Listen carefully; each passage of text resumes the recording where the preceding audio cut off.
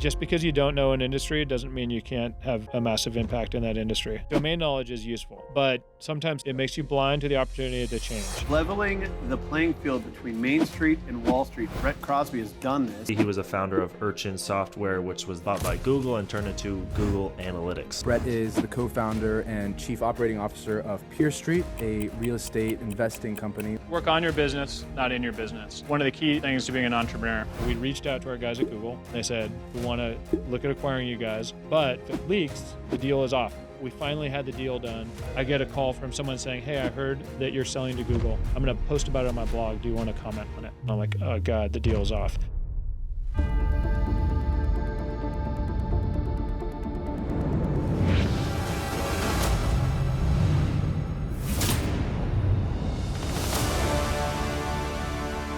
So I've got Brett Crosby in the studio with me today. Brett, Yes. welcome. Thank you. Great to be here. Yes. It's such a great studio. Thank you. Yeah.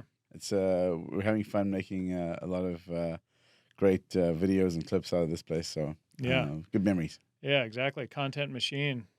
You know, it's an interesting journey for me. I've never actually been the interviewer before. I've always been the guest. So I've flipped the tables a bit. And Right. It's interesting. I'm learning a lot. What about in your Shark days? You were kind of... Well, I was the judge. I Yeah, was yeah. like, I'm looking at opportunities to invest. I Right. wasn't really interviewing. Yeah, But yeah, and then I also had I had backup. I had 4 of the Sharks on the show. right. But well, great to have you here. You're a local, just like myself in San Diego, Yes. and you're also a Bay Area veteran. Mhm. But let's start right at the beginning. So, where were you born, and how did you get to start your first company? Let's go through that journey for a bit. Sure, I'll do that. I will just say San Diego, it is interesting because there were not many of us, but more and more moving down here, Yeah. which is a great thing to see. And I'm really hopeful that San Diego can become a much bigger tech hub than it has in the past. Obviously you have biotech down here Mhm. and some things like that, but if we could get a lot more people like us down here doing interesting things, backing each other, Yep. supporting the community, I think that'd be a great thing. It's very close to LA. It's like Mhm. an hour, 30 minutes, hour and 45. Yep. And it's an hour flight from the Bay Area. And Yeah. you're right. A lot of people have moved down from the Bay Area to San Diego, and Yeah. this is a fantastic part of the world. I mean, I It love it. is. Yeah. Yeah, and there are all these incredible universities. Yep. We're right here by UCSD. There are a ton of engineers that come out of there. Qualcomm's based down here as well. Yeah, and Apple's moving a campus down here, Yep. so I'm really optimistic that you're going to see San Diego blossom over the next 5-10 years, but ideally even sooner than that. So Yeah. anyway. So let's see how that plays out. Yeah, indeed. But you've got an interesting background. I mean, you've built a number of companies. You sold one to Google, which was Urchin, Yep. and which became Google Analytics. Yep. And it's probably the number one analytics software in the world for websites and tracking and whatever else. yeah. It's just default based. So you've built a pretty important business in the global tech ecosystem. So I'd love to just know how you got started. How did you go from so where were you born, and how did you get into Urchin? Yeah, so I was born in Orange County, in Irvine, Tustin, Newport, moved around to the various places there. Mainly grew up in Woodbridge, and shout out to my old friends and colleagues in Woodbridge.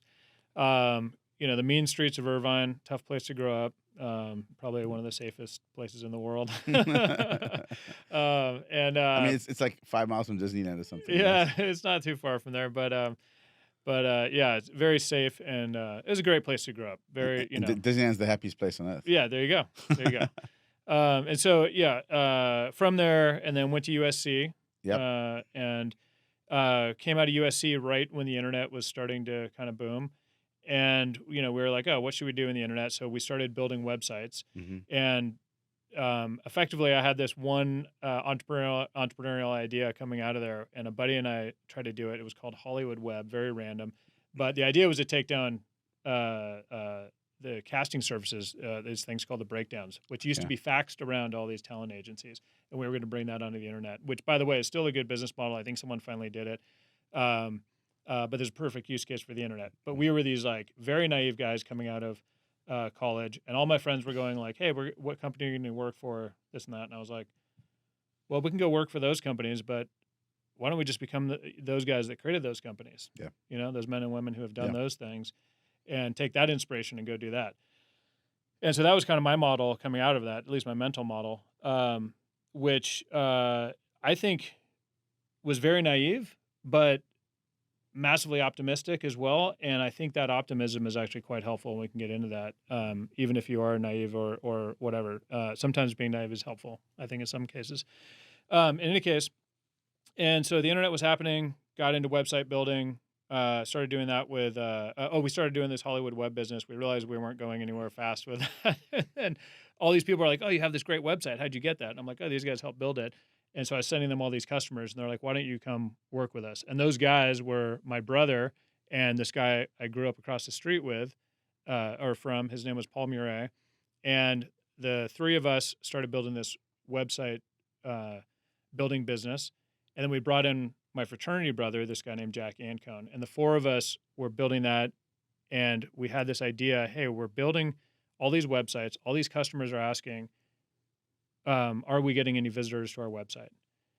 And so we said, we'll build a little something that'll analyze log files and tell them. And that was basically the creation of Urchin at that point.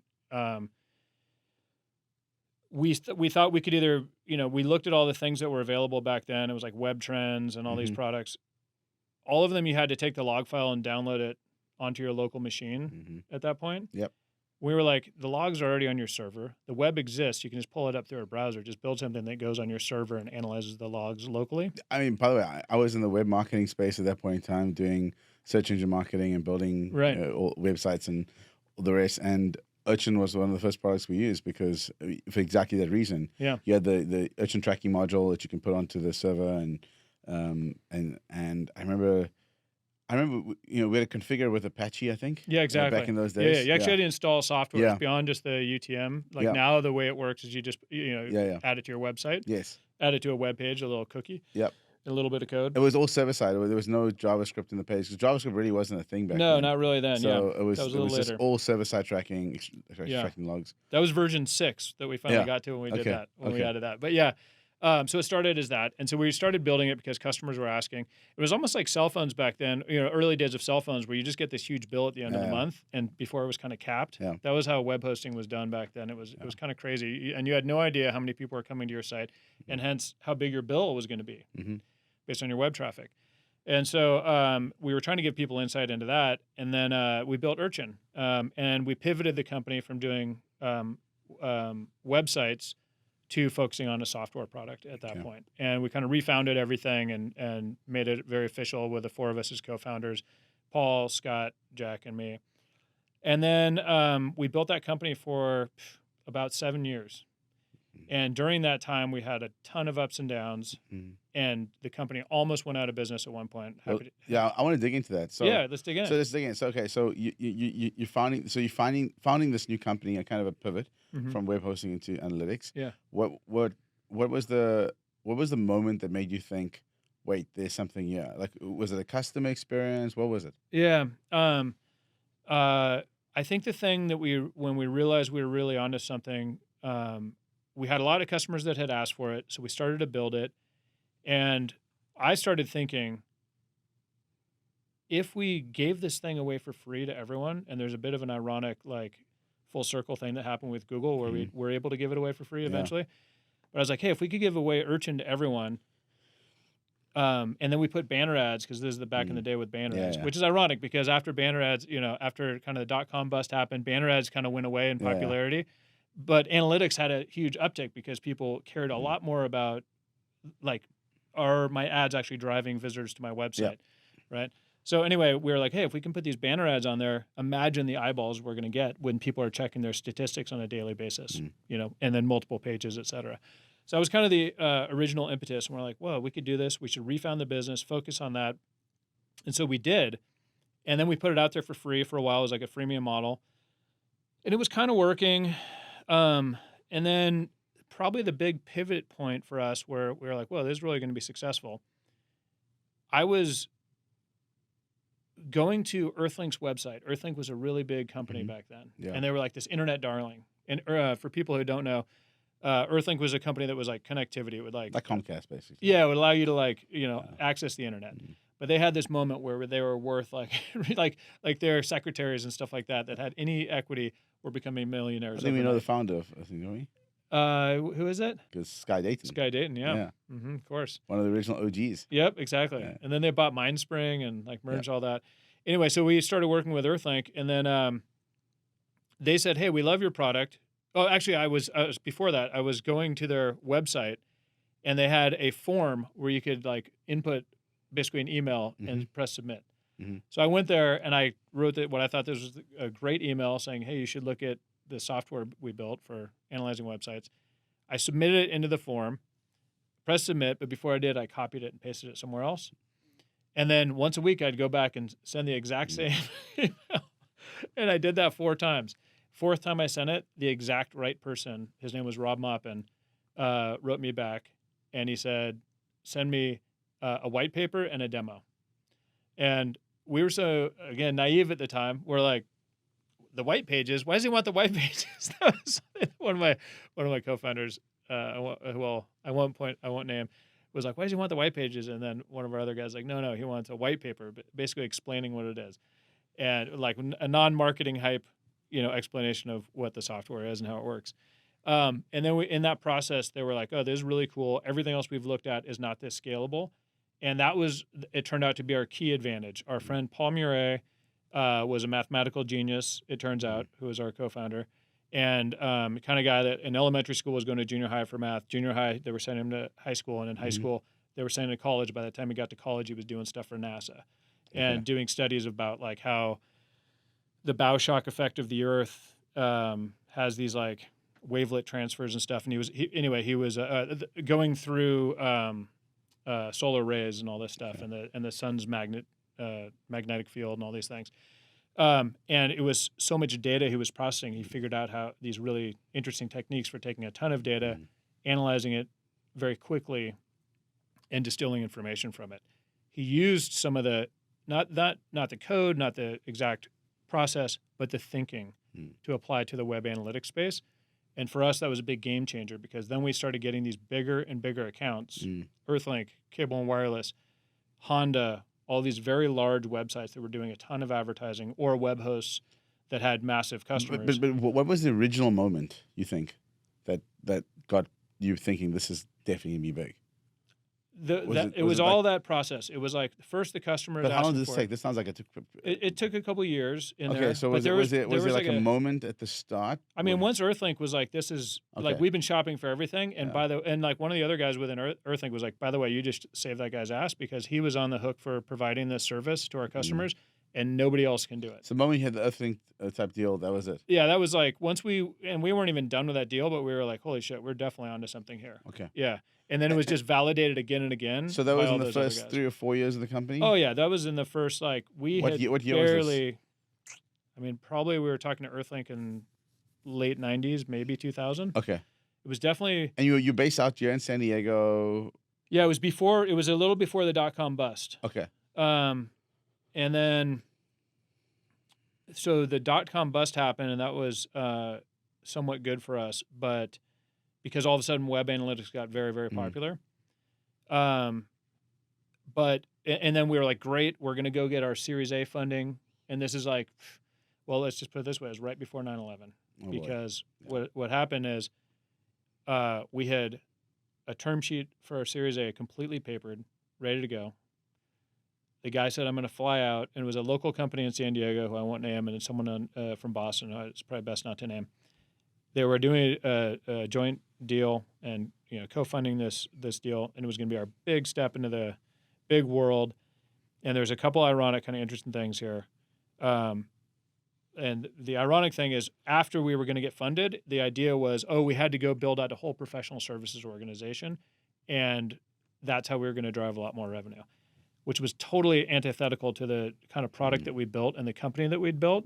Our whole belief was like more Guy Kawasaki philosophy of like, instead of charging $100 to one customer, you charge $1 to 100 customers. Yep. And you try and gain scale and mind share and become like the default product out there, right? That's the product we're building. And if you're building that kind of product, you can't afford to make it a complex, hard to use product. It's got to be easy, fully self-starter, totally, run it yourself. Maybe a couple tech support questions here and there, but not a lot of professional services. Sure. And they wanted us to pivot, which meant building a much more complicated product so that you can sell professional services. So the whole thing, which is a shitty business. yeah, it's not. I don't like it either. Yeah, and back in those days, I think there's people listening, like ARR, MRR metrics weren't very well understood. So it was like people used to just look at revenues, Right. and not look at how recurring these revenues are. Yeah. Some people obviously did, but in the software industry, professional services revenues was, high margin business. Yep. And so it helped the companies grow. So it wasn't. But today, like most VCs just don't even bother with that revenue. No, it's not. That's not where you want to be. And so that was not what we wanted to build. Well, it doesn't get you to scale fast enough. Yeah. That's the issue. Yeah. And so To make more money, you have to hire more people. Yeah, exactly. Yeah. Yep. Very, very heavy on the the headcount. So this it just was never what we wanted to build, and we weren't people that wanted to put on a suit and tie. This is why we kind of built this business. We felt like we were kind of going rogue anyway. Yeah. Right, and not taking these corporate jobs, and not going in with suit and ties. And we're like, suddenly we're like going to be selling all these professional services that felt very suit and tie to us, and we're just like, no, we're wearing flip flops. Okay, so this was round about what, like? So it's like early 2000s. Early 2000s. Yep. Okay, so before September 11th. Uh-huh. Okay, then what happened? And then so we had this deal completely papered. We're ready to go. And he's like, okay, I'm going to fly out from Boston and meet you guys in person. Okay. I wake up that morning to a phone call from my co-founder, Jack, and he says, turn on the TV. I said, why? What's going on? I said, is our meeting still on? He said, turn on the fucking TV. So I'm like, okay, geez, turn on the TV. And I see the planes flying into the towers. Wow. That was the morning of September 11th. Mm. So obviously that was like an incredibly horrible day for the country, the world, massive, all the horrible things, which we don't need to dig into other than to just like point out that was like a very, very tragic day for many people. But for us, how it affected our little corner of the world is basically we talked to the guy and he's like, yeah, we're not funding any more deals. And I'm ripping up our contract. And he had flown out there with a check and he's like, shh. We'd already hired a bunch of people going into that, preparing for getting funded, to be able to hit the milestones that they had set out for us with the funding round. That's horrible. Yeah, it was horrible. And so instead of that, the growth capital, et cetera, and acceleration, we had no choice but to have the survival of the business. We had to cut a bunch of people, layoffs, brutal, at the worst time possible. Yeah. The job market was awful right then. So as a founder, stock market was like, I think they halted trading for days. Yeah. Exactly. You couldn't fly for days. Exactly. Yeah. It was a very wild time. Obviously, I mean, in that situation, I think people are probably understanding. Yeah. In the company. Yeah. But it always still sucks. Oh, but it was brutal. People were like, please don't fire me in this environment. And we're like, the company we're going to go under. We have no choice but to cut back as far as we can. I took no salary. We tried to spare as many people as we could. Unfortunately, we did. I took no salary for like 8 months, same with my brother.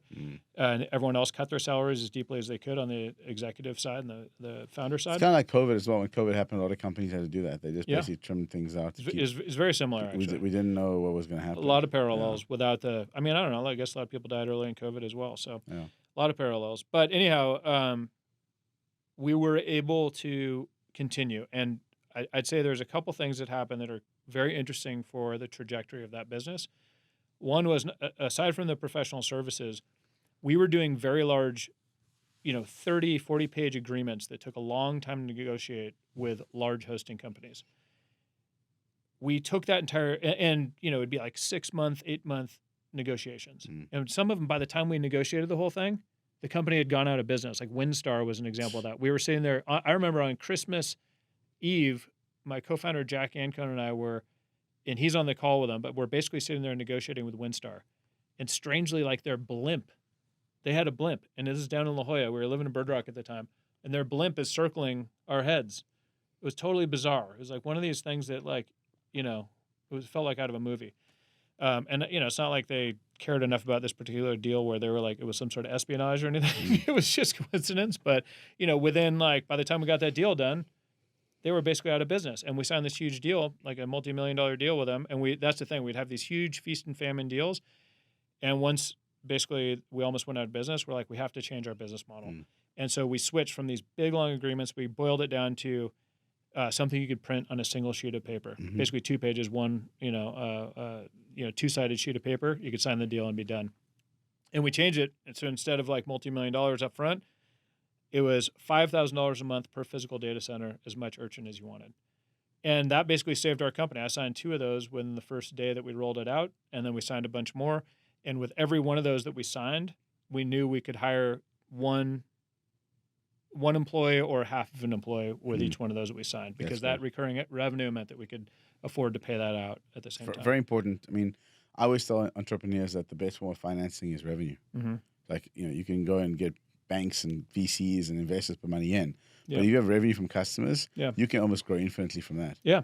And that's what we did. And then we basically and I think we had a couple of uncles who stepped in and helped us out a little bit, who had helped seed the company in the beginning, which I should give them a shout out as well, because without their support and the friend and family support, which for any entrepreneur, I think is... Friends and family rounds are so critical. They're so critical. And they're really good signals to the rest of potential future investors that you've got people who believe in you enough to support you. Yeah. So that was really important, and they helped save our bacon there as well. And then we went on to build a very successful business, and we did it based on revenue. And then we never took any more venture money in that business again. And fast forward to, and by the way, like at that point, just when I was about to say fast forward, the things that happened during that time were web analytics became a big deal. There were a bunch of other competitors. There were some big roll-ups happening in the space, a lot of momentum happening. A big part of this was, I think, the performance marketing angle with Google AdWords rising as well. For sure, absolutely. So the ability to spend money on Google, paying 5 cents, huge. 10 cents, 50 cents a click, meant that you can now actually track the return you get on your advertising. So you spend $10 to acquire a customer, you could see all the way through how much margin that customer would give you and what the return of the ad spend would be. And so that was at the same time that you were producing the software. Google was rising. Yep. And guys like us running advertising at that point, we had to use this to track every single keyword down to the keyword level. You also had affiliates running around, building affiliate websites, and had to track, which keywords the traffic brings into the site, then converts, etc. So, you must have gotten on Google's radar pretty early. I think so, because what happened is they started looking at companies that were disintermediating them from an ad spend perspective, and why were people shifting their budgets, either increasing them or decreasing them. And more, the name Urchin kept coming up. And so they started thinking, they had a product called conversion tracking. And if you remember, there was also Overture out there who got by Yahoo, bought by Yahoo. Yahoo was a big player in the space at the time, and it wasn't even Yahoo was much bigger than Google for a long time. And the quality was better as well. The Yahoo quality tracking. Well, Overture's quality was a lot better because at the time they had AOL, Yahoo traffic, which converted better than a lot of Google's traffic. Right, which eventually Google won that contract, and in any case, and then Google really went on the rise. Web analytics were definitely on the rise. There were entire conferences. Danny Sullivan had the conference. Search Engine I spoke at those conferences many times. Yeah, exactly. And that was like our basic customer base. I would go to those conferences, and I would speak to all these customers. I would speak at the conference. I'm pretty sure we met at some We would point. have our booth. I'm sure we did. Yeah. I just saw one of the guys that I used to see there. This guy Kevin Lee from Did It. I saw Kevin. I saw him as well. Yeah, at the All In podcast. Summit, we caught up. Yeah, I know Kevin. I used to have those. He's still running his show. I know. He's still running his Did I was It. amazed. Yeah.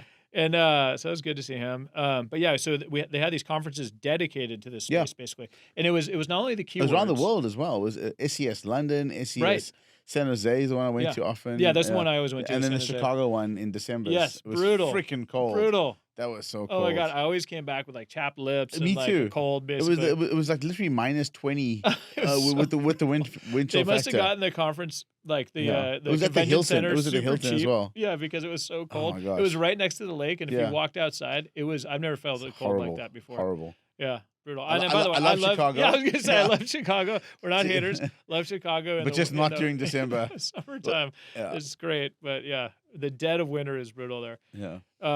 Especially on the lake. But once you get off there, actually, Yeah. I had some great times there. Anyhow, but there were all these conferences dedicated to this space, and it was not just keywords. Oh, and PubCon.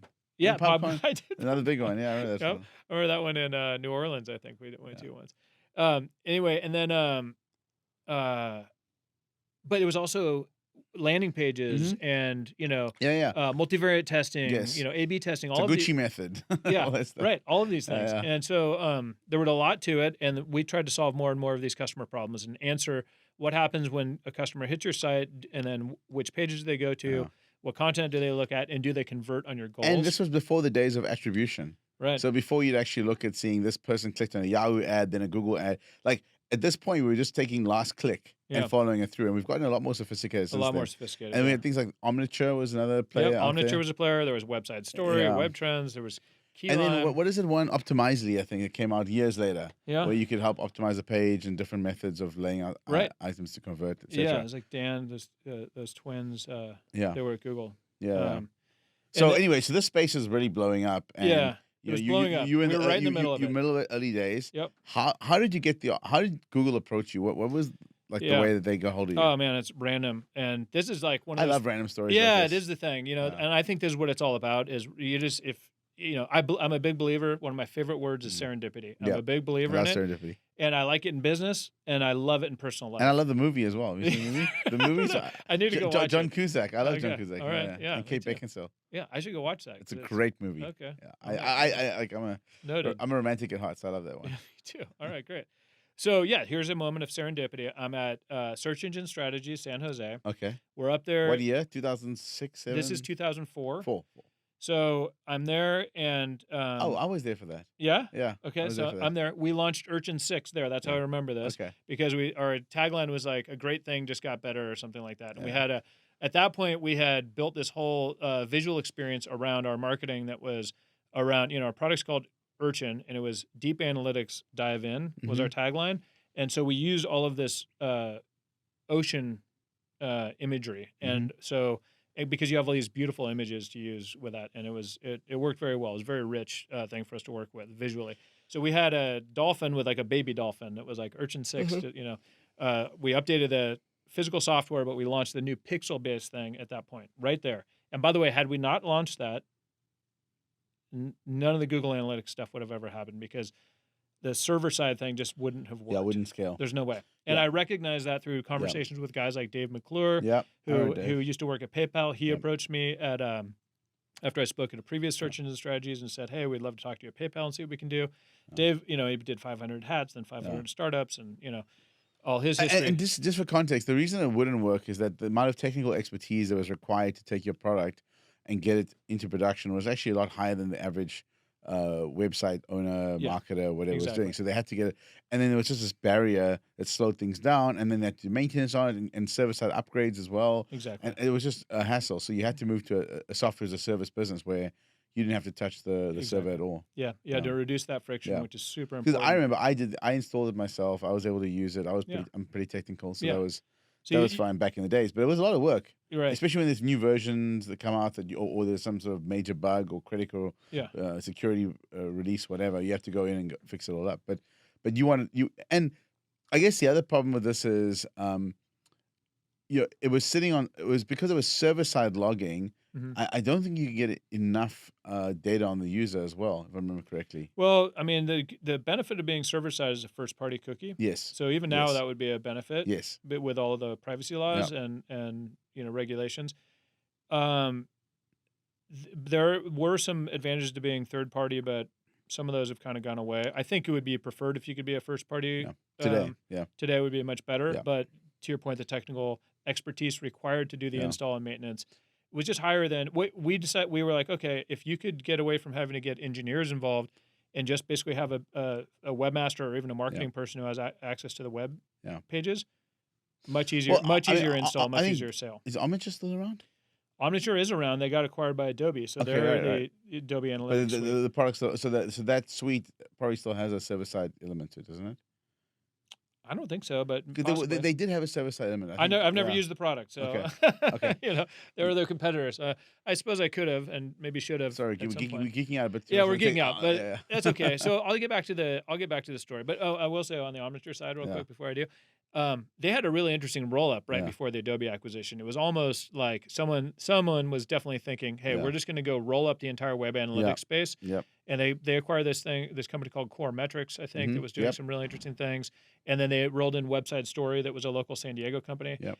Strangely, San Diego, Oregon, like Portland, Oregon, and then like Orem, Utah, were the Yeah. 3 major web analytics hubs, Yeah. and there were probably 5 businesses out of San Diego at some point in the web analytics space. Very, very interesting how. So people leave companies locally, they start their own Yeah, I ones. guess so. It must be, Yeah, it's part of the cycle. Yeah, and so in any case, there was that big roll up, and then Adobe acquired Omniture, and they became a real competitor to Google. And at one point, it wasn't clear which model was going to work. But before I get into that, I will say that back to the serendipity point, I'm at that trade show. We launched Google Analytics. Urchin, the new version. 6, yeah. Yeah, 6 with the pixel-based solution.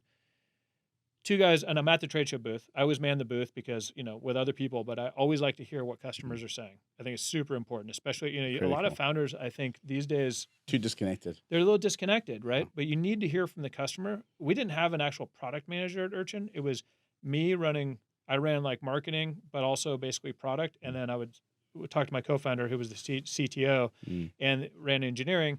And I say, here's customer feedback. Here's what I'm hearing. Here's what we need to be building. Here's where we need to go. We need to take this and do these extra steps, right? And my brother who ran sales also would give that feedback. But I think all of us kind of, pitched in for that product manager role, which I think is actually very valuable. Anyway, these 2 guys walk up to me at the booth, and they said, hey, and I saw their tag said Google. They said, hey, I've heard really good things about what you're doing. Would you tell me about it?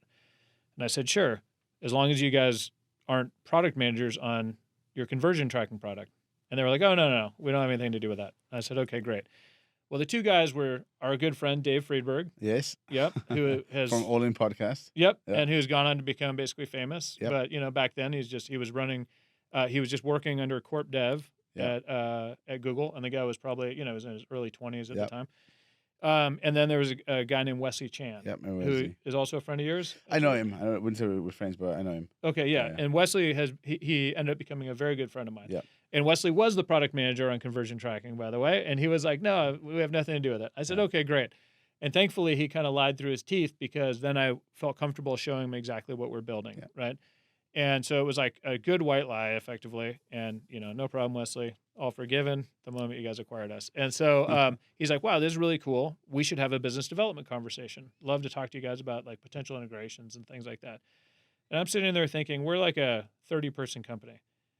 I'm like, these guys are not here to have a business development conversation. This is let's see what's under the hood, and then we'll look at acquiring you guys conversation. And so I knew right away what it was. They said, okay, why don't you grab all the right people, and, you guys are in San Diego, we're up here. Why don't you fly up and meet with us? I said, you know what? I brought everyone you need to meet with to this trade show, which I did. I told all my co-founders, I'm like, I want you to hear from the customers directly, et cetera. So, and all of our head of engineering, et cetera, they were all there. I said, we're all here. We're going to be at Google tomorrow. They had the Google Dance. Do you remember those parties? Yes, I was there one as well. So I said, we'll be there tomorrow for the Google Dance. And why don't we meet before that? And they said, okay, we'll see if we can get the meeting together. Sure enough, they did. And there were like 15 people from Google in very senior roles in that meeting. And we went in there. I knew exactly what the conversation was about. And I will give my co-founder, Paul Murray, a lot of kudos here. He gave the best pitch I ever heard him give in that meeting. Amazing. He was calm, collected, and I was like, I could barely speak. And I'm like, you can hear me now. I'm happy to talk. Yeah. So it was one of those where I just knew what the stakes were on the line. And, the meeting went incredibly well. We went partied with Google that night at the Google Dance. And right then, Website Story and a couple other companies came out of the woodwork and said, hey, we want to acquire you guys. And so we reached out to our guys at Google and we said, hey, we had a great meeting. I want you to know we're about to run a process because we have a lot of suitors coming to us right now. Would you guys like to be in? And I know exactly where I was. I was up in Canada on this little island called Hornby in this big art installation in this grass field, absolutely gorgeous area, when they said, yes, we're in. We want to look at acquiring you guys, but you're not allowed to tell anyone. And if it leaks, the deal is off the moment it leaks. We said, okay, fine. Did you have a banker? We did. We had a banker. Okay. And by the way, I think our banker eventually leaked what happened at the time. So I won't name him.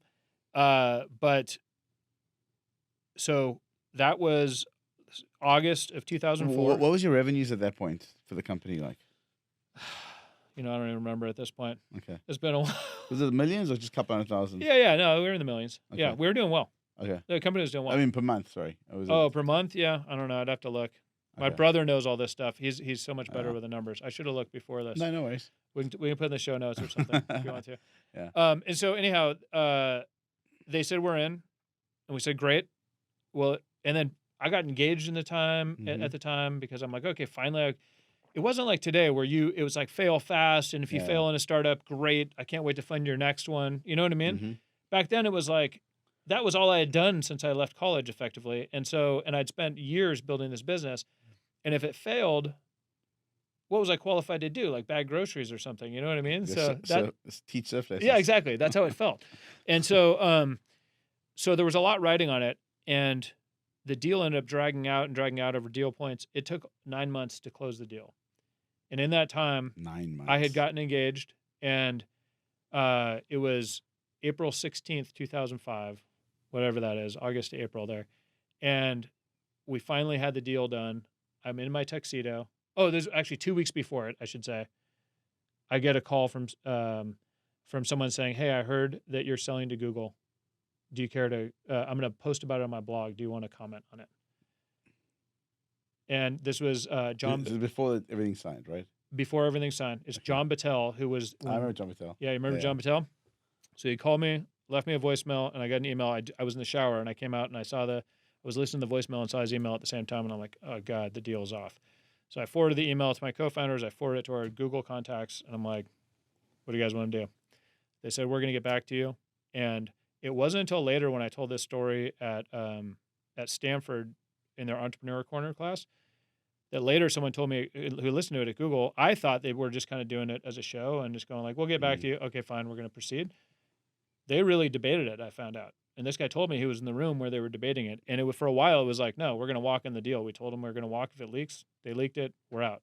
But I think Commer heads prevailed and said, they obviously didn't intend to leak it. They've been negotiating this deal in good faith. They're not out shopping it, which is really what you had an exclusive with them at that point, right? Yeah, and that was basically what it was about. Is like, don't shop the deal and look for. So offer. just technically, so the term sheet was signed for the deal? Well, I think we had a basic term sheet, but it was like it wasn't like the deal was done at that point. But I'm saying, but usually the term sheet with like a no shop clause, exclusivity, all that stuff. Maybe I don't remember, to be honest. Okay. But all I know is they were about to walk, and instead they came back and said, all right, you know what? We're going to proceed with the deal, but we want to be the ones to announce it. So go write up a press release. So I banged out a press release with my brother. We got it over to him, and a few hours later, it was all over because the guy, John Battelle, said he was going out at 2 p.m., so we had to get it out before he did. Okay. And so we scooped his story. We got the news so out. how did they know that he was writing this post? Was it someone on the I sent it to him. You told I was him, like, hey, this guy, I know you said you're going to walk. I hope you don't, but this is what I got. We didn't leak it, which we didn't. And anyhow, and then so 2 weeks later, they proceed. 2 weeks later, I'm getting married, and the wedding it went off because everyone's like basically celebrating this deal. My co-founder walks in to me right before I walk down the aisle, and he says, here's the agreement. It's fully done. You're going on your honeymoon tomorrow. You got to sign this right now. And it's like this thick. And I'm like, in my mind, I'm like, well, you better not be like Zuckerberg and me where he like screwed out all his, his co-founders and stuff and like the agreements. And so anyway, I'm in my tuxedo surrounded by my groomsmen drinking a Pacifico, literally 5 minutes from walking down the aisle, maybe less. And I have to sign the contract. I signed the deal to sell the business, walk down the aisle and get married. That was a awesome. big day. Yeah, it was a wild day. That's emotional. I mean, it's like one of those things that you can't, it's like hard to write that story, like in the movie version of it, it would be exactly real. Wow. To what happened. Okay, that's incredible. Yeah. So where'd you go on honeymoon? Tulum.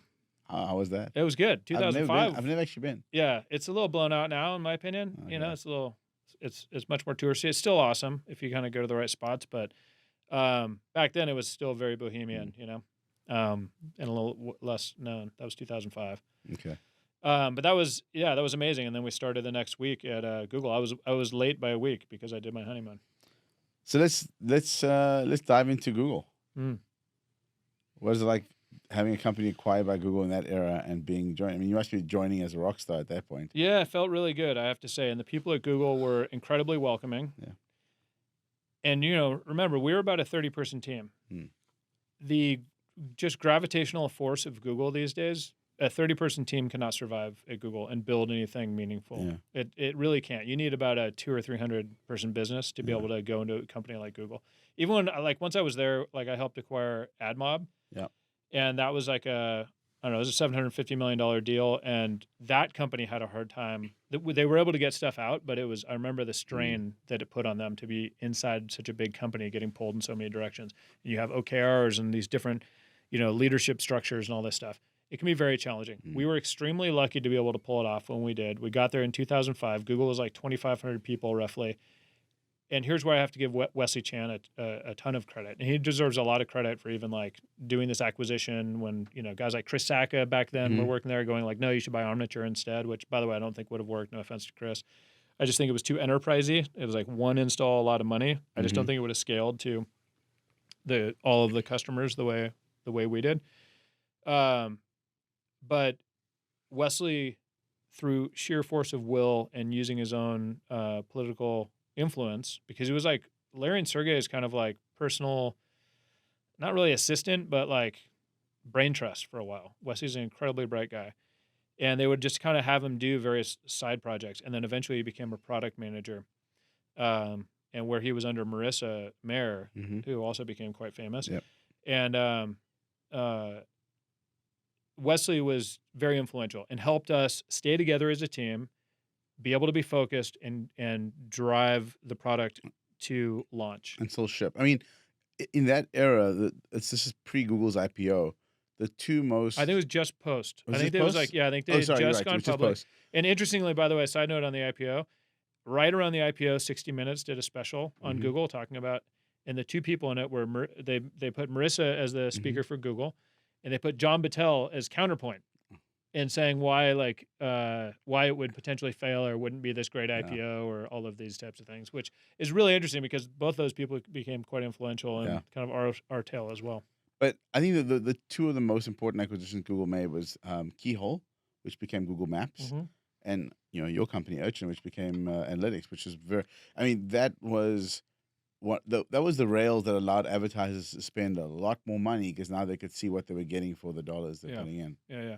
Because they had their conversion tracking, which went into the AdWords interface, right? But you just couldn't get a bigger picture of things. Of No, what's you going on couldn't. the site. It was it was a binary thing. Did it happen or did it not? But it didn't tell you all of the path and like was a landing page where people were dropping off, etc. Exactly. And so it really turbocharged the ads business. Yeah, I agree. Did you get stock in Google? Oh yeah. So and the purchase price, is that public? It's not public. Okay. Yeah. It was well, I will say this. It was a good deal for us. But nothing like, there's a couple of things about that I would say that it was nothing like what it would have been if we were in the Bay Area, I think. And if we were a little bit bigger. And by the way, a little bit later, we started this whole business in San Diego. We should point out to all our San Diego fellow entrepreneurs. Yeah.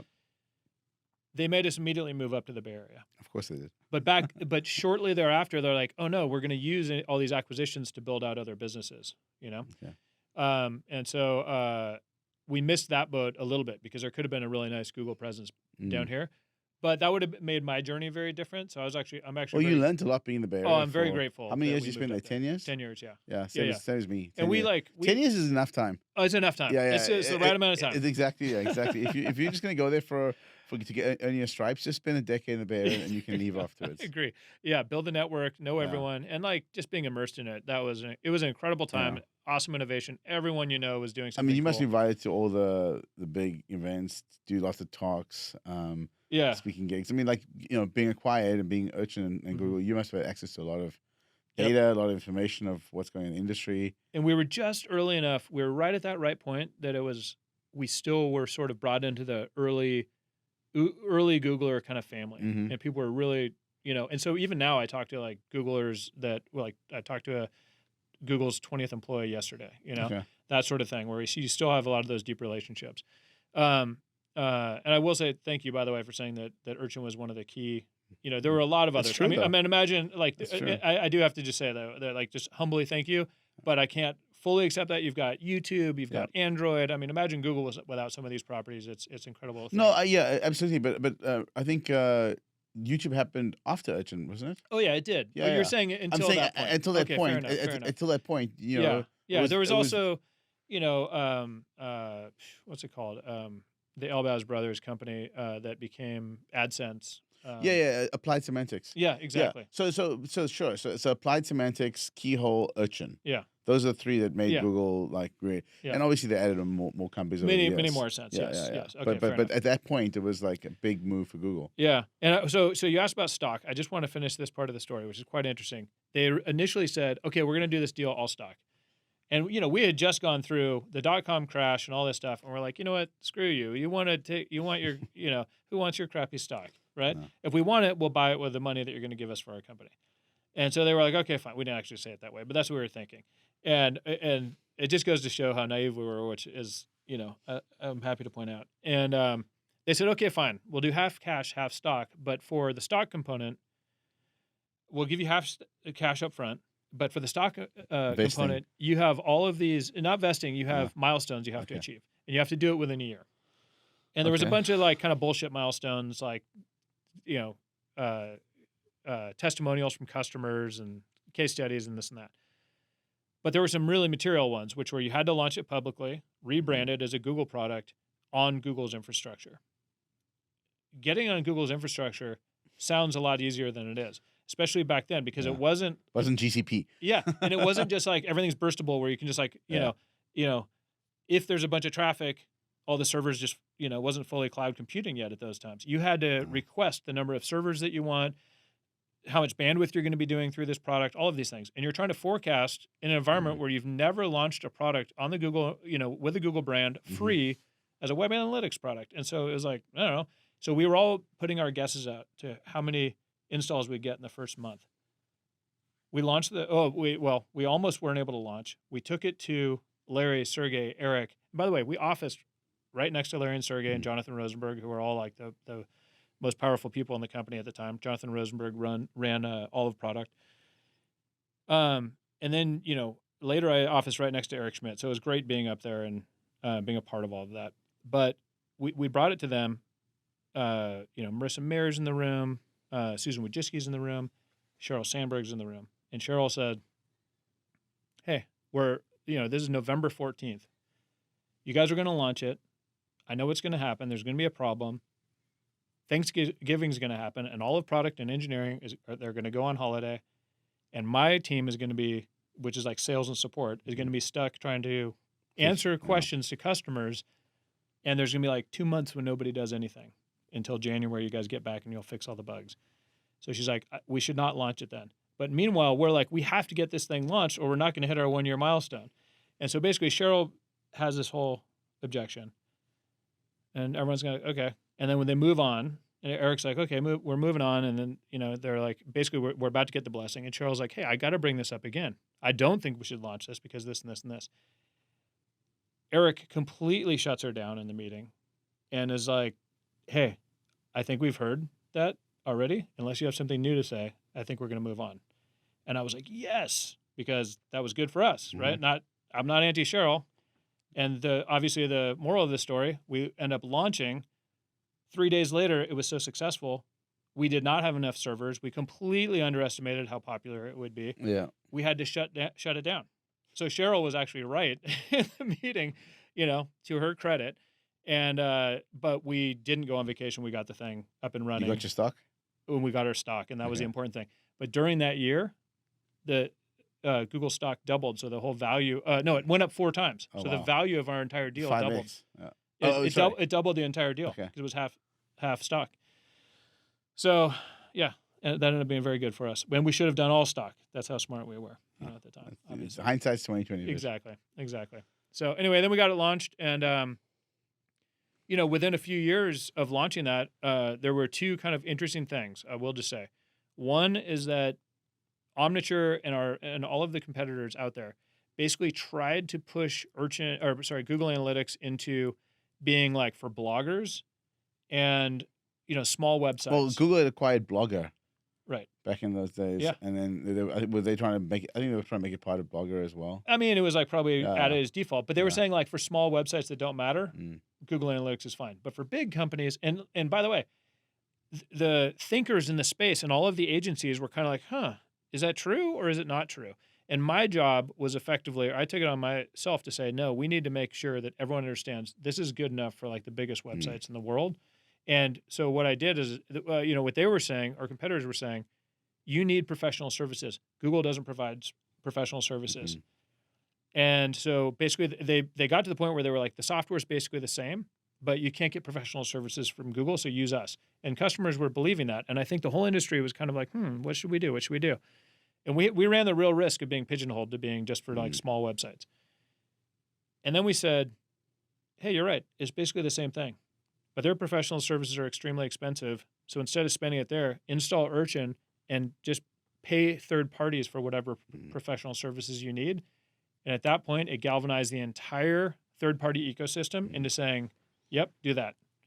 And that was a game changer for us. And that's part of the reason that within 3 years, someone did a crawl of all the web pages on the internet. And it was like 80% of all web pages were tagged with Google Analytics, with a UTM. So you were there for how many years at Google? 10. So you were there at Google the full 10 years in the Bay Area. Yep. Tell me some funny stories or some interesting stories. Do you have some good Larry and Sergey stories? I have a lot. I mean, that you could tell on air? Yeah, probably not a lot I can tell. I mean, Larry and Sergey they're quirky and interesting guys for sure. Extremely bright. I mean, there's no, that's like, no, goes without saying. That's like saying, yeah, exactly. The sun's shining in daytime. I mean, it's like, it is clear. But Larry was very into kite surfing. Yeah. And so whenever I'd see him, he would come around and be like, because I had done a little kite surfing in the Bay Area also. And he would like show me photos and stuff. We'd sit there and, on the Google ski trips and things like that, he would like show me these photos and, I'd be having a cocktail and he doesn't drink. So he was just sitting there kind of doing that. And all these people are gathering around like, what are you talking to Larry about? I'm like, I was just checking out his photos, And, those are all kind of fun, interesting things. Sergey is like one of these interesting guys. He was like a former gymnast at one point. So he would like get up in front of the company in the early days. I don't think he does this stuff anymore, but he would people could ask any question, and Google was just like a quirky place where people would ask like, when are we getting a swimming pool? And when are we doing this and that? And their answers would be like, when Madonna calls and asks for a swimming pool, and someone knew Madonna and they got her to call in to one of those meetings and ask for that sort of stuff. They would ask Sergey, can you do one-arm push-ups? He's like, yeah, I can still do them. And I saw this where he actually did like 10 one-arm push-ups, which is damn impressive. That is very impressive. For like a guy running a massive tech company, especially like a very nerdy guy, you know what I mean? And I say that with the highest praise of nerdiness, it's an impressive feat. Interesting. Okay. So let's go past Google for a bit. So after Google, you moved back down to the Bay Area? San Diego? Not immediately. What'd you do? Yeah, so I left. Take a nice break? No, I didn't.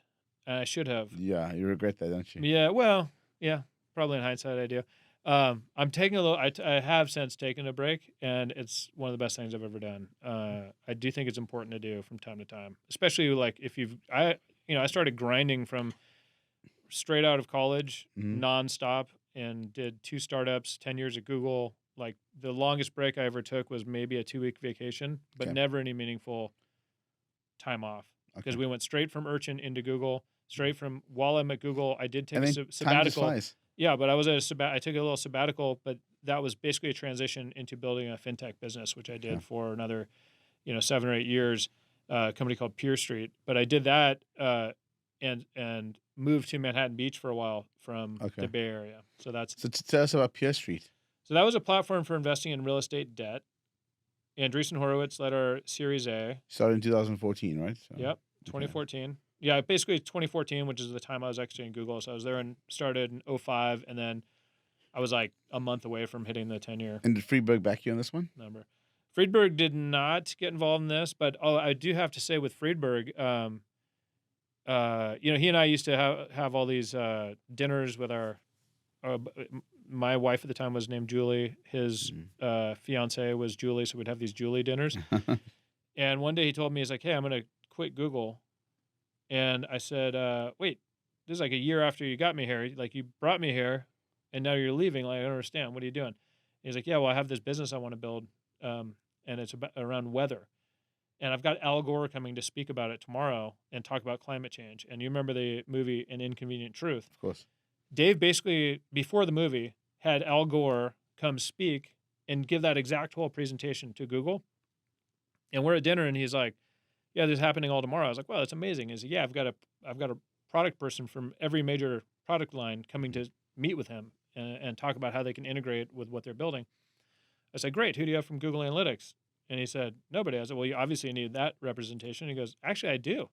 And I'm like, "No, I'm just joking. You don't have to invite me." And he's like, "No, I want you at the meeting." So I went to the meeting. And I'm sitting there. It's like Eric Schmidt, Marissa Mayer, Al Gore, the guys at Bender Spink that were doing his production for his movie at the time. This was before the movie came out, but they were talking to us. And Marissa's like, "All right, well, we're going to introduce everyone around the table. Why don't you go first, Brett?" And I'm like, "All right." And I introduced myself. I say, "Google Analytics." They're like, "Google Analytics? We love Google Analytics. We use it all the time." I said, "All right, well, my work here is done." That's great. So we watch the whole presentation, and then there's all these, Google used to always have beer out and wine and stuff. So after the presentation, there's a voice behind me, and it's Al Gore, and he's like, "What beer should I get?" I'm like, "Well, we're in San Francisco area. You should try Anchor Steam." And he didn't like Anchor Steam. He went with Heineken. But anyhow, that was an interesting thing. But what Dave was doing was setting up his own business with the idea that the climate's about to change and everyone's about to be impacted. 2005. It was probably seven-ish, six and a half, somewhere around there. I have to get Dave onto the show. Yeah, you got to get Dave on the show. And, and then Dave goes, "Hey, Brett, you should invest in my business. It's called Weatherbill." And I was like, "What are you doing?" And it was basically, the concept was with climate change, weather is going to become increasingly unpredictable, which we're now seeing, by the way. And everyone from bicycle rentals to restaurants, et cetera, are impacted by weather. Movie, when you go to the movies, and only large companies do weather hedging, Disneyland and things like that. But everyone should be able to do it. So he basically built a business for weather hedging, and it turned out that it could apply to any business, but really for farmers is where it blew up. He forced me basically to invest. I go, "Well, you know how much we just did out of here. What should I invest?" He told me the number. I was like, "Ugh. All right, well, maybe I'll split that with my brother." And so I did. So I brought my brother in on the deal. We split that. And, fast forward like 7 years later, the company had changed its name to Climate Corporation, and they got acquired by Monsanto for $1.1 billion. Great exit. Nice Great investment. exit. Yeah, exactly. Nice investment for you. Yeah, it was like one of my single best investments. And then I was like, anything Dave does, I'm happy to back. Yeah. So. And he's doing TPB now. Yep, and he did Metro Mile, Itza. He did a whole bunch of other businesses in the meantime. He was like the largest quinoa farmer in North America at one point. So he's known as the king of quinoa. Exactly. He's got great stories. He's a fascinating guy. And by the way, probably one of the most obvious actual geniuses I know. What I mean by that is, working at Google, you come across, and just in tech in general, you come across a lot of people who are incredibly bright. Some of them are probably genius level bright. Yeah. Dave is one of the few that I'm like, he's clearly genius level bright, but he's also highly functioning as a normal human. And they joke about very him. empathetic as well. Very empathetic. And he's hilarious. That's the one thing I think a lot of people don't know about Dave. Dry humor. Dave is so funny. He's got some dry humor. And he's a great rapper. Like, he and I battle rap all the time at on vacation and things like that. So Gonna get both of you on the show together for that. Yeah, well. Okay. That would take a couple drinks. So back to PeerStreet. Yeah. So you start PeerStreet 2014-ish in Manhattan Beach. What is it? What does it do exactly? Yeah. So basically after 2008, which was a giant financial collapse happened then, and it turns out it was like the whole securitization engine, and the rating systems were responsible for, people were writing these crummy loans that were like zero down loans for buying houses, and there was the whole housing bubble. That was sort of what led into the thinking of this business. Is we watched that whole thing go down, and that whole system seemed completely flawed and broken, and it caused a lot of pain to a lot of people because when the whole thing imploded. And so we built PeerStreet to try to fix the whole securitization thing. And what we were trying to fix is all of the opacity into that system, and the whole idea that someone and the grift that basically happens in the whole process, right?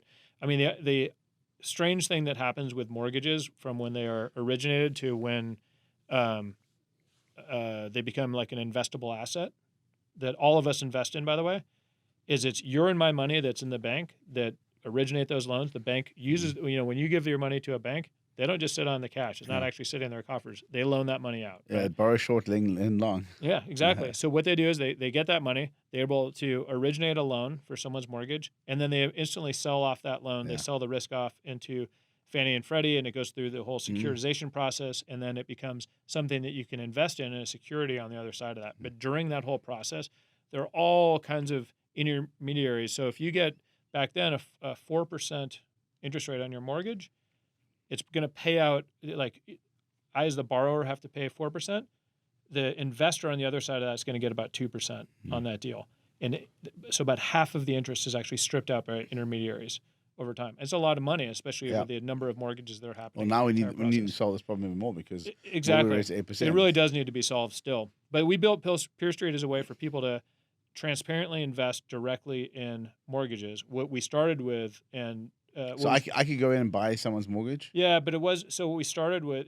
The problem is you can't just go after that entire problem. It's so massive. It's like trying to boil the ocean. So we broke it down into smaller bits, and the bit we started with and built quite a successful and large business around were short-term mortgages for people that were doing fix and flips. So and the deal there is that those are typically those mortgages are done by private lenders, non-bank lenders, and so they don't have depositor capital, so they have to go raise a fund to be able to have money to lend out for those mortgages.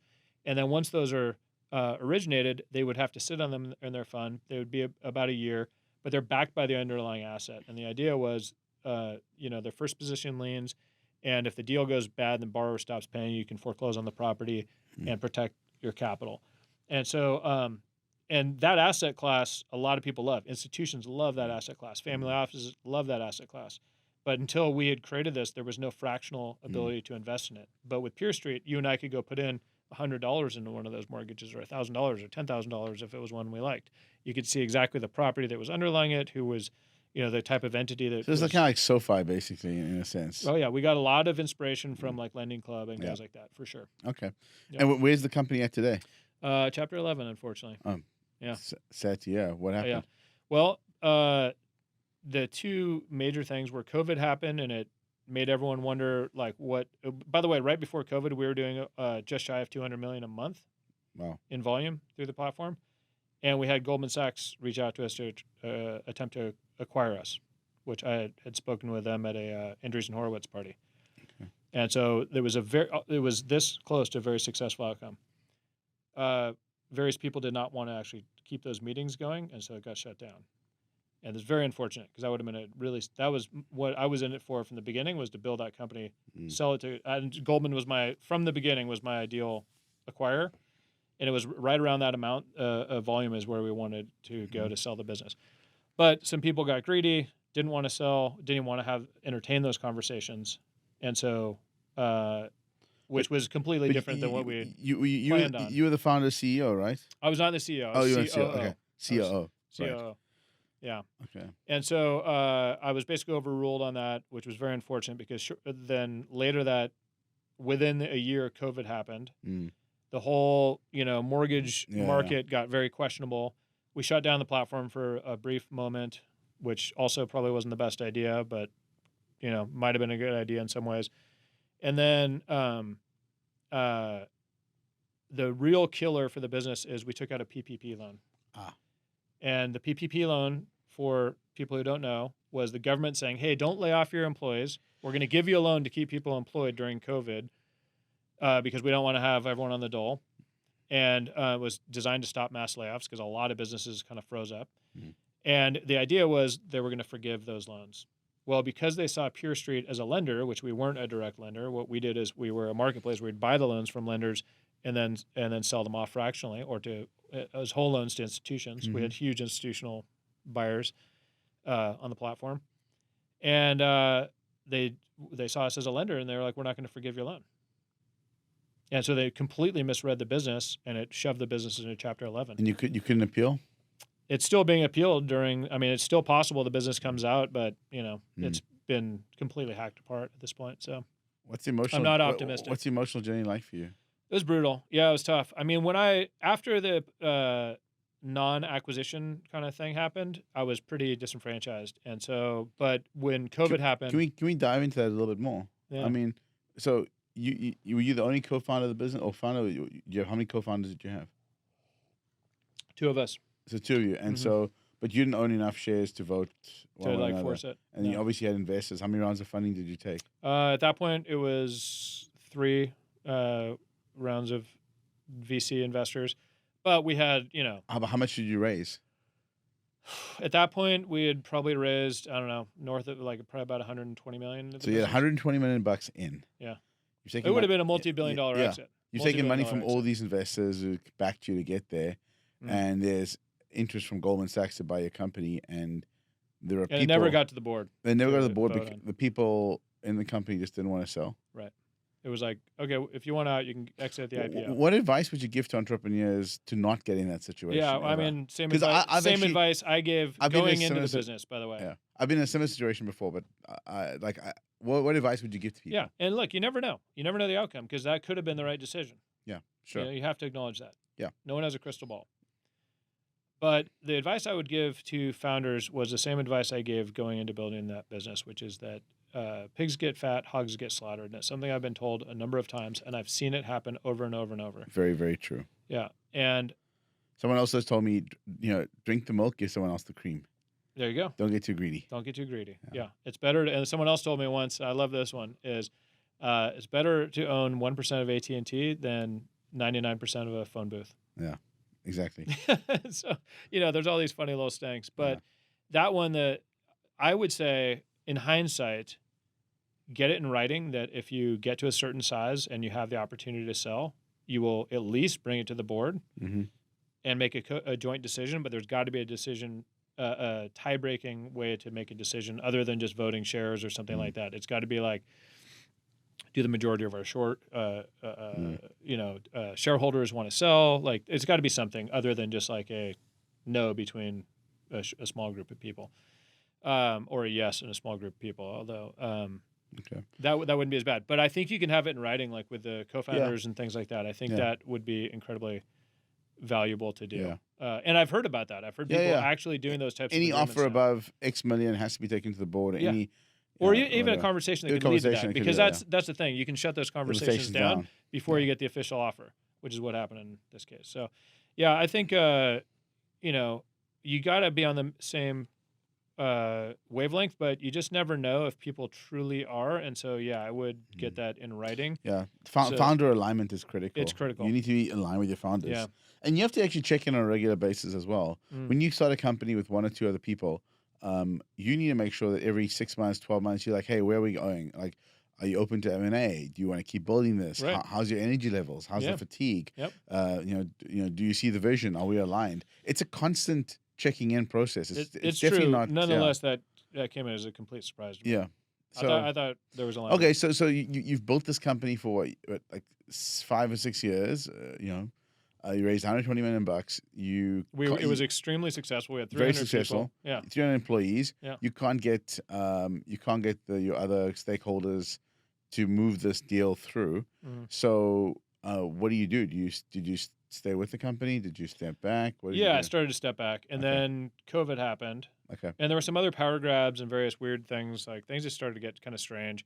But I had got a bit disenfranchised, and I'd poured my heart and soul into this whole thing. You know what I mean?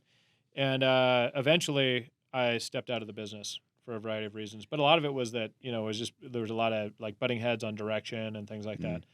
Tell me about the emotional side of that. Oh, one other thing that I would say there is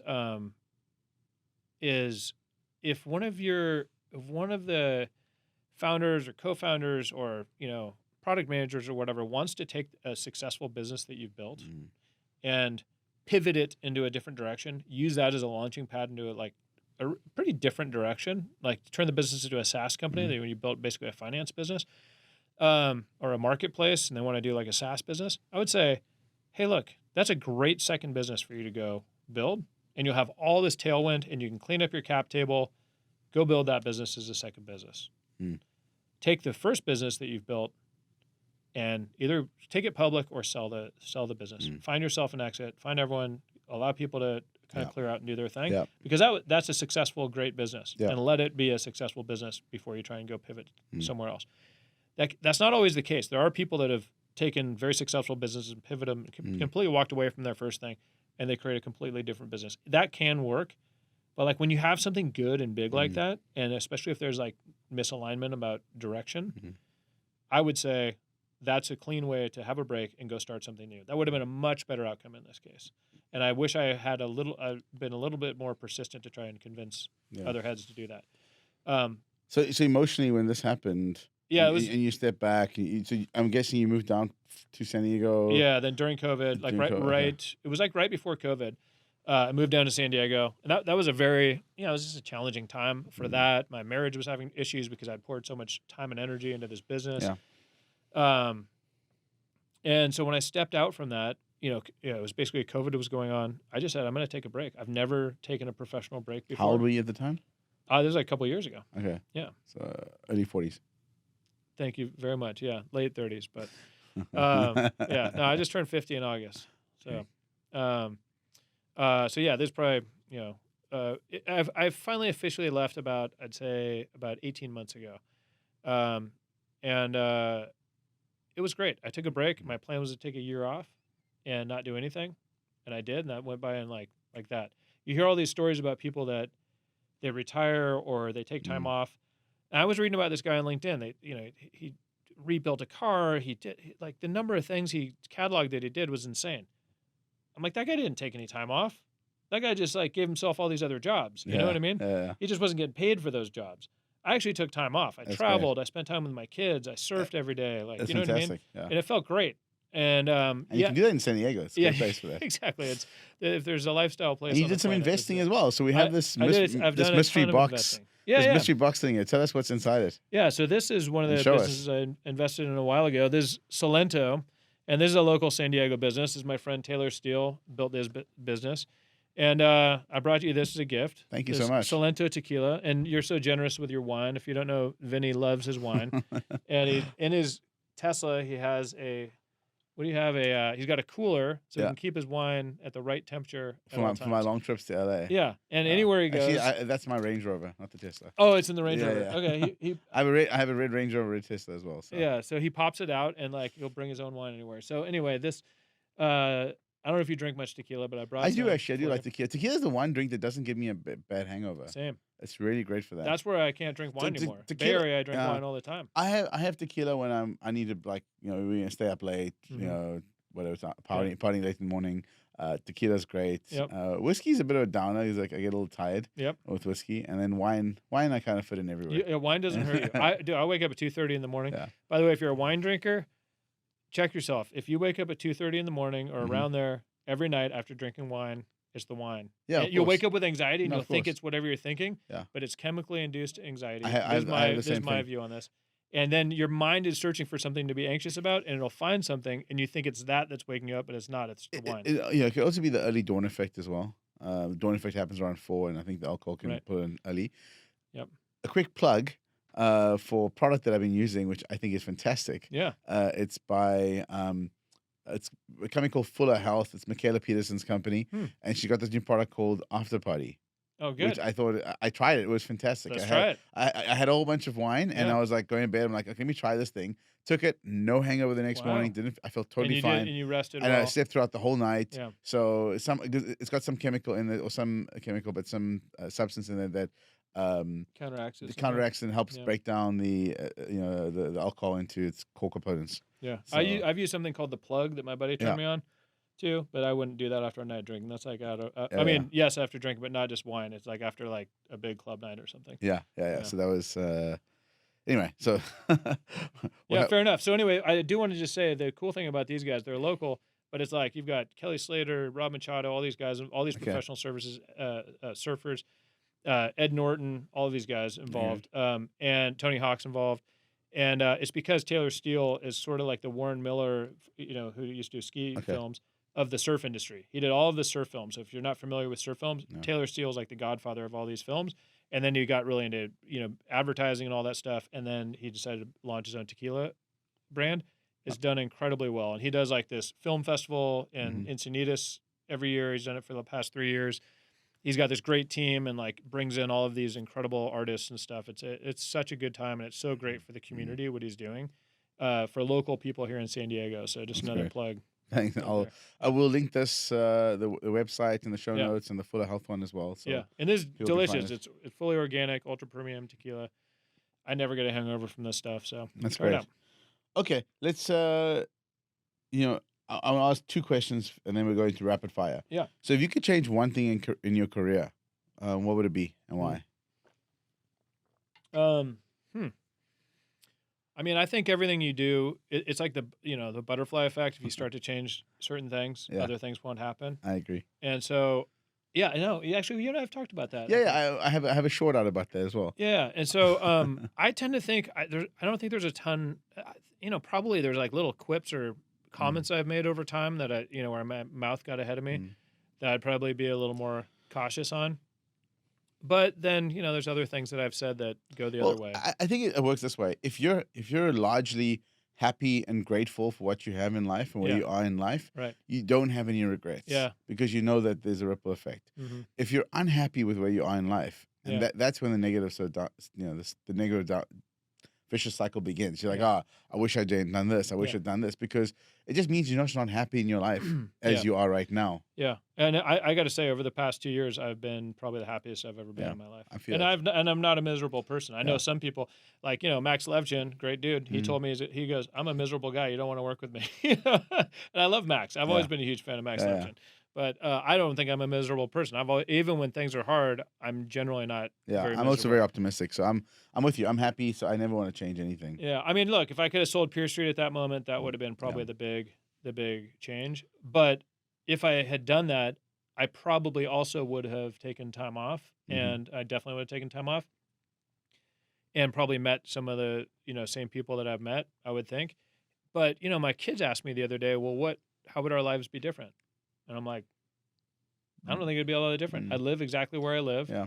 And the same people. Once you have a certain amount of wealth and money, all the extras don't change your life much, unless you're crazy. Yeah. Like if you really start wanting to spend everything you make, Right, that's when exactly. But if you're just like, hey, I like living where I live, the way I live. Yeah.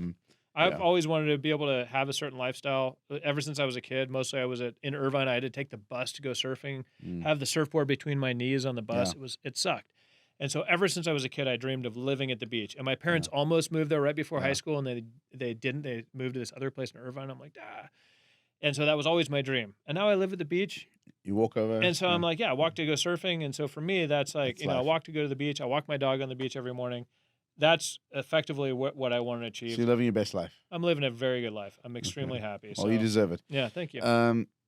What's one area of personal growth you're currently focused on improving? I'm learning as much as I can about AI. I'm advising a couple of companies there. One's called Noah AI, and they're trying to basically help people. And this is kind of a strange one for me because I'm not an extremely religious person, but they're trying to help people interpret the Bible using AI. So you get a daily Bible verse and a prayer, and then you can say, basically, what does it mean? And AI explains it to you, and you can have a full conversation about it. And That's to me, very that's cool. super interesting. That's very cool. And it's like one of those use cases. A lot of people are saying that's one of the best use cases for AI is because No human can give you the exact quote of the Bible. I mean, maybe there's a couple of people out and there's there. a lot of ways people but- can bastardize yeah. it for and manipulate people. Yeah. And so if you can get a pretty straight down the middle answer about what this is all about, and then the other thing is AI hallucinates.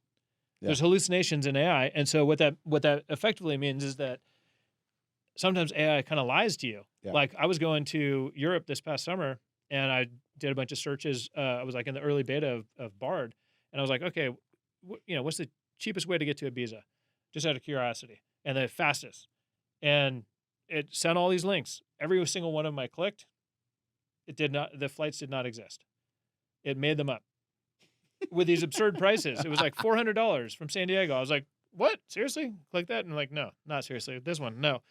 And so that's one of the problems with AI. Yeah. But with something that's interpretive, it's a little easier to it doesn't matter if there's But Bard's really weird because micro hallucinations. I asked it some questions once and it gave me the wrong answer. I'm like, that's wrong. It was, oh, sorry, my mistake. And then it corrects itself. Oh, wow. That's cool. So you can actually tell it it's wrong. Yeah. And it'll learn from it. I mean, one thing that's cool, I do have to say, is some of my wonderful colleagues are working on that product. A guy named Jack Krawcheck, he's directly involved in that. Sissy Chow, who I worked with on Google Analytics, runs a huge amount of the AI division. She was on 60 Minutes the other day with Sundar talking about Okay. all of this. So what they're doing is incredible, and they have the right people working on that stuff, which is neat to see. But anyway, so I'm helping those guys with that. I'm also advising another company that is using AI to basically tell you all of the ingredients within restaurant menus so that you can decide if you want to eat there or get it delivered, especially if you have food allergies or like you. And I don't know how much you've talked about your own diet on your podcast, but Oh, my carnivore diet. yeah, if you have Yeah. a very specific diet, and I mean, I think getting a carnivore diet is probably easier because almost every restaurant will cater to that. Yeah. But if you were like carnivore plus like you needed acorns or something, this app would help you Yeah. find that. And they use AI to kind of figure out what restaurants are doing. Yeah. And I just think about like, wow, especially if you could take this and apply it to like, if instead of going, show me a restaurant and what is on the menu that I can eat, I don't care about the specific restaurant. I just want to know everywhere around me within a certain delivery radius that will bring me lunch. If we're sitting here like or at your work environment that meets my dietary restrictions, and now you can look across. It's actually all of these interesting. restaurants. I think the hardest thing is getting the restaurants to reveal the ingredients. That's why they use AI to figure it out. So yeah, but you can't always, right? Well, So, they scan their menus. for example, like seed oils, they don't often tell you what oils they put into. Fair, yeah. the And so foods what and they do stuff. is they will tell the restaurant, "Here's what our analysis is," and you can correct it. There's actually a But it's there's a lot better there's than an app- having them to do it There's manually. an app I use called Seed Oil Scout. Mm. I'll link it in the show notes as well. Mm. It's great because basically it's this like community of people who are anti seed oils. You go around and you like figure out and you just load it up in the database which restaurants serve seed oils, which Right. ones don't. Yeah. Like I went to a Greek restaurant, Avra in Beverly Hills, last weekend, and they only have olive oil, and everything's olive oil, Great. which is fantastic. Yeah. You don't have to worry about seed oil. So Yeah, I literally use a lot of yeah. olive oil. in my and, cooking. and so I'm Or, happy with avocado oil. I'm happy with that. But Yep. I think seed oils are terrible in all forms, and people just don't appreciate how Yeah. bad it is until you get to a certain threshold when Right. things are. So going tell us wrong. about your diet, by the way. Well, I started doing this carnivore diet 2 months ago. Yeah. I And you told me this twice, by the way, and I'm Yeah. asking because I'm genuinely interested in hearing it a third time Yeah, yeah. because I always forget some of the details. So Okay, so I cut out basically everything initially. So it was just it was beef, pork, eggs. I didn't even have chicken, and the reason is with chicken, it's not always pasture raised, and so they feed it corn. So the idea is you want to cut out corn. You want to cut out like animals aren't meant to be eating corn. So cows, they naturally eat grass, right? Right. Their stomachs are full for grass. Right. The moment they eat corn, acidity goes up. It creates other health issues. And basically, when you eat a grain-fed cow, which tastes great Yeah, compared they get to all fatty, grass, right? they So get fatty. It tastes a lot better, Mhm. but they've got a metabolic syndrome, so Yeah, they're a little yeah. sick. If you think about it. So the Yeah. idea is to cut out all that and just have Yeah. grass-fed, grass-finished meat. So I did that for about a month, and then I noticed that I was getting, like initially the second week the first week I was And you only were eating meat. You cut out everything Only else. meat. That's no it, like, vegetables whatsoever. vegetables. Vegetables are trying to kill you. Plants are exactly trying to that's kill what you. Anthony Chafee says. Yeah. Yeah, plants trying to kill you. And he's a little extreme hardcore about it, but a couple of things happened when I cut it out. I had these weird symptoms, which I eventually found out was oxalate dumping. Mm. And I'm glad you asked me. Actually, the book there called Toxic Superfoods. I got a Yeah. book that I bought on it. There's a whole bunch of research done on oxalates. So oxalates are basically oxalic acid, which binds with calcium, which forms kidney stones. So if Mhm. you have kidney stones, you've got to be on a low oxalate diet. You can't Wow. have spinach, beet greens, chocolates, because it basically creates kidney stones. And So- is that like actually a crystal? It forms crystals in your body. Yeah, it's like what people get Yeah. with gout, right? Yeah, yeah, They get exactly. like crystals in their toes or wherever they Exactly. So you get this like crystal forming in your kidneys, Huh. but anywhere else. But it also turns out that these oxalates basically start being stored in your body. Mm. And when you switch over to a carnivore diet, a carnivore diet is effectively an elimination diet Hmm. because you're having 3 or 4 different things. That's it. Nothing else. Right. And over the course of a month, what happened was I started getting my hand, a whole rash broke up my hand. It took antihistamines, didn't work. I started getting these looks like mosquito bites. I'm like, what is this? Hmm. And why is it itching so much? And I started digging, used ChatGPT, figured out it was oxalate dumping, which Yeah. is a term. And I got the book and I read about it. And after that, I just decided I'm not having plants at all. Hmm. Now I'll have fruits. So after 30 days, I started adding a few things in. So raw dairy, raw milk, raw cheese. and then some fruits. So not a lot, just a light amount of fruit because I do a lot of gymming and I do Right. a lot of exercise, walking, whatever. So the fruits kind of helped me as well because I was feeling a little bit more sluggish and tired. Yeah. But it's largely a plant-based, meat-based diet. And plants actually are different from fruits. So fruits have got seeds. They kind of want you to, poop them out. And like, if you look through history, Yeah. And like fruits are meant to be eaten, really. Yeah. Just the nature, it's sweet, Sweet, it's yeah. etc. Animals eat it. But a lot of plants have got these toxins and chemicals that make it, like it's really bad for you, generally. And so some people, And especially, I take it in their natural state before we Yeah. hybridize them to be more sweet and all that, like corn, et cetera. Exactly. So a lot of people with metabolic issues and autoimmune issues in particular actually may have something with the plants that are affecting them. So I'm not a doctor or nutritionist, but I can say after nearly 2 months of doing this, at least it's more of an animal-based diet right now. I feel a lot healthier, happier. I have wine once or twice a week. Right. I'm just Is that it? Just once or twice a week? sometimes 3 times. But And so wait, and when you did your oxalate dumping, were you getting was that actually crystals coming out of you? and things like in that? some cases, yeah, I had this thing on my. It was this white substance. Huh. They say it is crystals, but it was very small. Wow. Some people have bigger ones. Wow. It's gone now, thank goodness, but it goes in waves. And there's some other ones. I had some other symptoms, cloudy urine, for example. But basically, it's just your body just getting rid of all these oxalates. It's Wow. quite scary when you see it happening, and after you see it happen to yourself and realize you're storing all these crystals, and Yeah. it's probably very bad for you as well. Then it goes away. I'm just not touching Yeah. plants. But eventually it went away, and now you're Yeah. yeah. So the only thing I'll probably eat going forward is I have a bit of rice, maybe white Yeah. rice. I haven't had much, but I have like 1 or 2 pieces of sushi Hmm. when I was out. I might have some potatoes or some root, like a sweet potato root, but very very small amounts. Because here's the problem, when like me, I travel a lot, right? Yep. So if I'm going to Japan, I can't not have rice, right? It's just I'll starve. I can't exactly go carnivore. And also you got some of the issues with regards to you don't want to offend people, right? So Right, if I had to go to meet people in Japan and we go out for Right. dinner and I'm not eating the rice, the chef gets offended. Like I'll just eat the rice. Yeah. So I'm not like hardcore Not extremist about it. extremist about it, but Yeah. I'm on I'd say 98% meat-based diet right now. Yeah, nice. Yeah. And what would you say to someone like our friend Dave Friedberg, who was born vegetarian and is still Mhm. vegetarian? And I'm pretty sure he doesn't have his canine teeth or something. Yeah. He never was born with his canine teeth, which So- is like a fascinating, strange thing about Dave. He's a fascinating character, which is Well, probably why he's famous now. Yeah, well, what I say to people is this: like, I mean, no one should tell you how to live your life, but if your quality of life is diminishing over time, and when you're young, your body has the ability to fight off toxins Yeah. a lot better. Like I have, Yeah. I have things that I was not allergic to when I was younger, like Right. chia seeds that I'm allergic to now. Mm-hmm. And so it's interesting how your body's defenses reduce over time. We know this, right? Over time, Yeah. People get more susceptible. You develop like lactose intolerance, et cetera, et cetera. So if your quality of life is fine, then do what you're doing. Mm. But realize you may actually be wearing down some of your body's defenses over time. Yeah. When it gets to a point where your body starts fighting back, then you have to ask yourself, what is the right diet for you? Yeah. And, I spent a ton of time researching. I watch stuff like Ken Berry and Paul Saladino and Anthony Chafee and, a whole bunch of other people in the sort of meat-based diet, plant-based diets, a debate with plant-based diet people.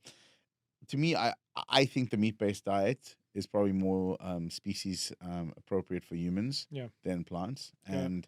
And you can, there's tons of, I don't want to go into that whole debate, but there's a ton of literature, but you need to educate yourself. I think it's important if you have a viewpoint. I was vegetarian for about 18 months Oh, and I was in the worst shape of my life after 18 months. Wow. It was terrible. I put on a lot of weight. It was like, I hated it. And on a meat-based diet, I've lost weight. I'm feeling Yeah. healthier. I've got more energy. So you got to experiment for yourself. But I can say one thing, as with all things, you always have to take the opposite's view and understand their perspective. So if Yeah. you're a vegan, you should go watch some videos from carnivores and understand their perspective. And if you're a carnivore, you should watch some videos from vegans. Mhm. And I'm not saying the answer lies in the middle because it probably doesn't. It's probably like either very left or very right, Right. and you have to decide for yourself. But generally, I think it's every single human's got a different genetic makeup, and you have to figure out what works for you and what doesn't. Yeah, for sure. And it's interesting. I didn't know that you had also been a vegetarian for a while. Yeah. And so it sounds like you're kind of into biohacking and stuff. You've got Yeah. Tim Ferriss's book here. I do. I know he's very into that. I like biohacking. I've read this. I've met Tim a couple times. same. David Sinclair also. Yep. Very good. Yeah. I listened to this whole podcast that he did. Yeah.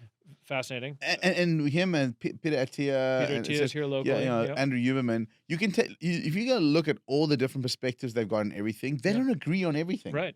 And they change their mind. And they change their mind as well. They go back and forth. I'm always like, can you just do an episode of like, just bring me up to the latest? Because for a while it was like the I can't even say the word, cruciferous, whatever it is. Cruciferous. Yeah. Yes, thank you. Vegetables. That was like the thing when they were very young or whatever. Eat the sprouts of those. Yeah. There's all these things, and then you were telling me the other day that those are horrible for you. It's like I need to like, okay, here's all the stuff we were telling you to do. And, everyone's like, do NAD plus, do all these things. Okay, don't do that anymore. Do these, So what's the latest? So you have to keep up. I mean, like being healthy is a lifelong learning that you have to do. But I just recommend the one show I think I'll put in the show notes is Dr. Anthony Chafee did this talk called "Plants Are Trying to Kill Us," and he really went into a lot of good details there. So if you're wondering about it, you should watch that video. It's a good video. Cool. But let's go back to 5 quick you want questions. to switch it back and interview me again? Yeah, I got to finish up fun. with 5 questions. I like being the host. Maybe you can interview me next time. Do my life story for you. Fair enough. I love that. Okay. What's your top book, podcast that you recommend? Man, I go through so many.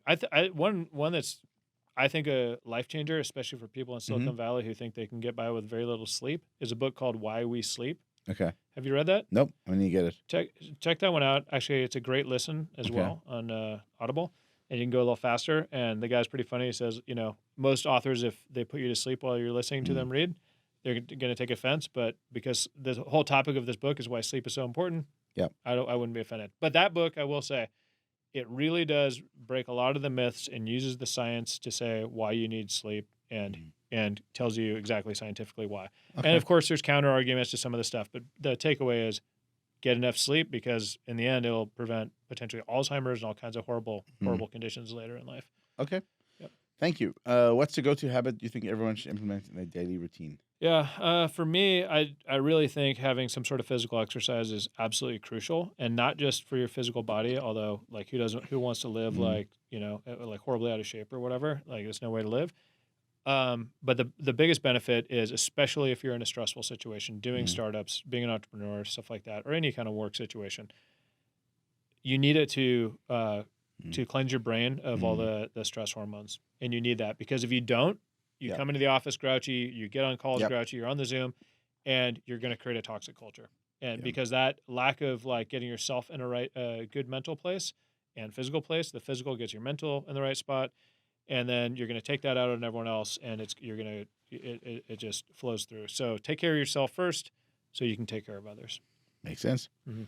What's the best bit of financial advice you've ever received? Invest in Dave Friedberg's companies. Okay, easy one. What's a common misconception about business or life that you'd like to set the record straight on?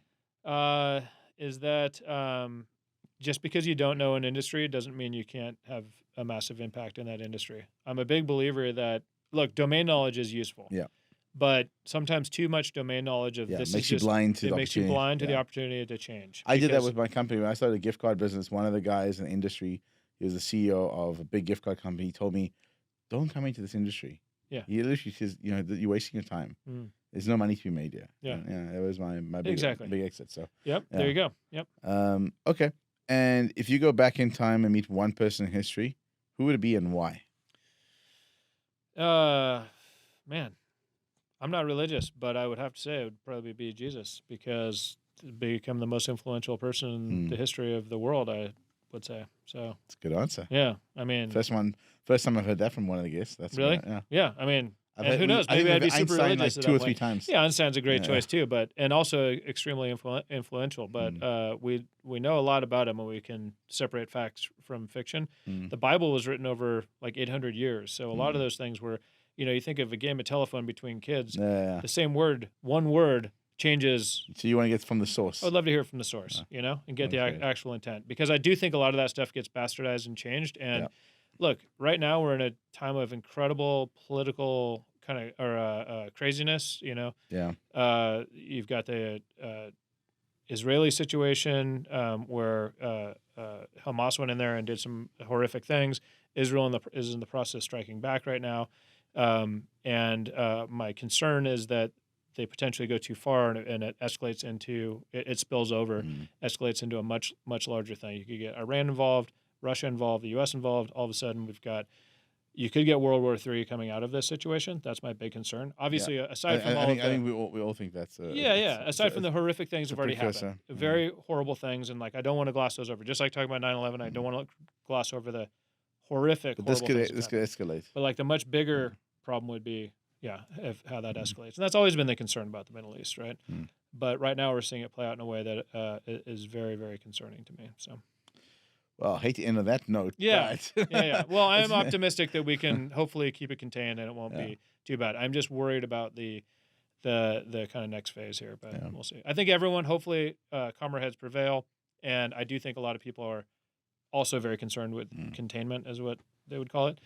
And I don't know if you know that, but when I went to USC, I was international relations and political science major. Wow. So all of these things are. I asked you the wrong questions today. Then That's okay. It's okay. I don't remember much. I mean, I went to USC, and they're known for academics, but also partying. So.